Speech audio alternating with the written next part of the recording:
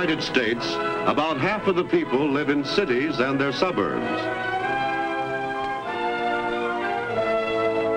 Between these cities has grown a network of transportation arteries to carry men and goods in a steady flow of commerce. Largest of these cities is New York. Here we find a good example of how such transportation arteries also develop within the city itself. This is Manhattan, business center of New York City and heart of the city's life. Millions pour into the area every day to work and shop, to buy and sell, to manufacture clothes, to run banks and brokerage firms, to handle imports and wholesale goods, to load and unload ships. But where do all these people come from, and how do they get here? Some of the people who work in Manhattan live in apartment houses and other sections of the city. Others in single-family houses out in the suburbs. In the mornings, Manhattan acts like a heart and draws in the workers from their homes in the surrounding areas. The streets become filled with crowds of workers and shoppers. Then, in the evening, the workers stream home again. And the business section becomes a ghost city. Day after day, year after year, this constant cycle goes on, the rhythm and pulse of the city.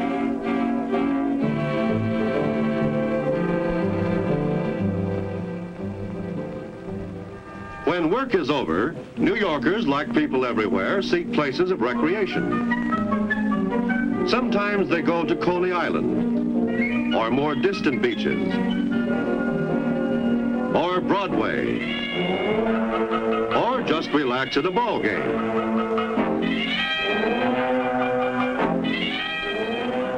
And so we see that the main job of transportation in the city is to carry people between 3 points: where they live,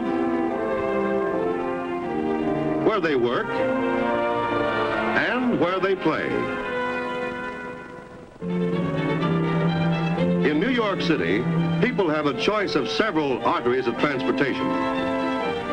Certainly the most important means within the city is the subway. Almost any section of the city is within easy walking distance of a subway station. And by subway, one can travel to most points in the city, quicker and cheaper than by any other way. The subway schedules are arranged to meet the changing flow of traffic.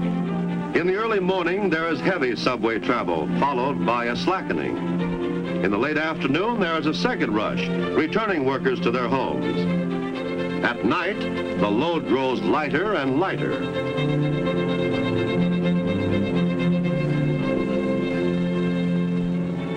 Because the subways serve only the city, suburban trains take their place in providing transportation to and from outlying communities.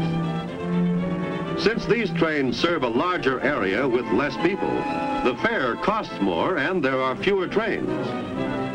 But once aboard, the commuter can enjoy a leisurely, comfortable trip. About 2 miles from the station, the train goes underground. From the station, the commuters continue on their way by buses, taxis, or on foot. Like the subways, in the mornings, the suburban trains carry heavy loads of workers to the city. This is followed by a slackening. In the late afternoon, there is a second surge as workers leave the city and return to their suburban homes. At night, there is less travel. Many commuters who come from New Jersey to New York must leave their trains in New Jersey and continue their trip by ferry boat. Although the ferry is slow, its passengers can get a breath of sea air before they plunge into the bustling city.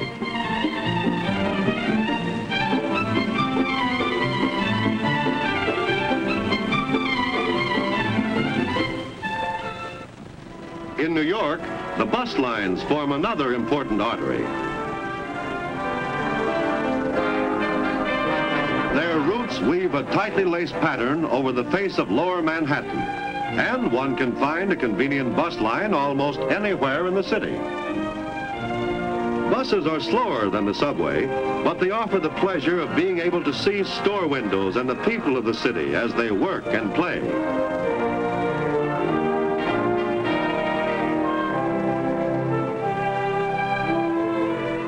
Suburban buses serve the outlying communities. When these reach the city, they usually transfer their passengers to the subway, which is faster. But of all the arteries of New York, perhaps the automobile routes have created the most problems. To provide easy travel in New York, many natural obstacles had to be overcome. For one thing, bridges had to be built to Manhattan, since it is an island surrounded by broad rivers. With the development of steel cables, modern suspension bridges became possible, and during the last century, one bridge after another has been built across the rivers.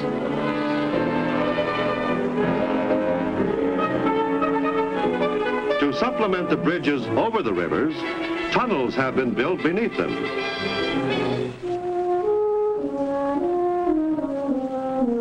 Together, the bridges and the tunnels make possible a steady stream of traffic in and out of Manhattan.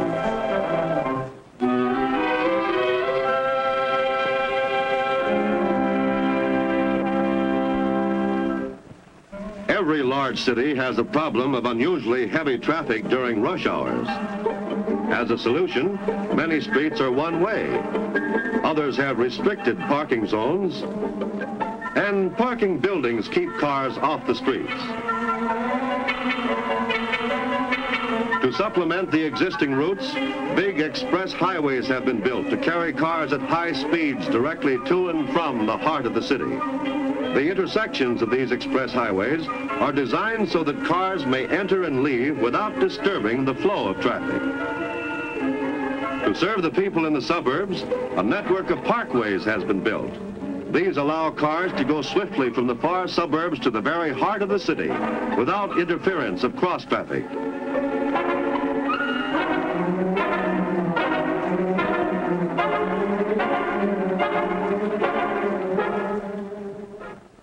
And so, by day and night, year after year, these arteries of New York throb steadily, their pulse timed to the life of the city. But it is no accident that they operate so smoothly, or that new ones come into being just when and where they are needed.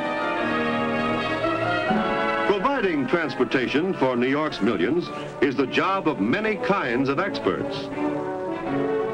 This group of research workers analyzes population trends to determine when and where new arteries are needed. Over a period of time, the people of the city move from old sections to new ones. As the population shifts to other sections, transportation must move with them, and new arteries must be built.